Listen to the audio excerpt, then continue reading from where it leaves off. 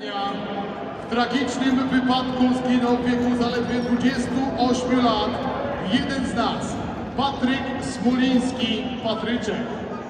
Powiedzieć o Tobie, że zawsze można było na Ciebie liczyć, że Twój pozytywny duch i energia zarażały otoczenie, że byłeś zawsze tam, gdzie Legia Cię potrzebowała, zawsze z przodu i zawsze do końca, to nie powiedzieć nic. Sam zawsze wolałeś działać niż gadać.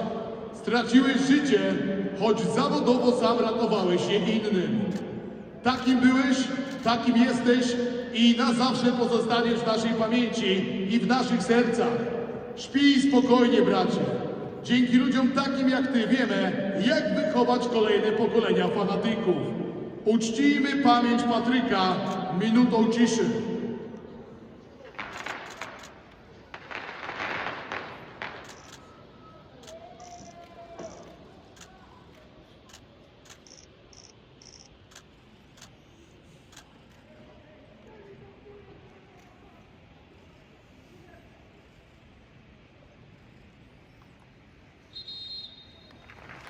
Dziękujemy bardzo.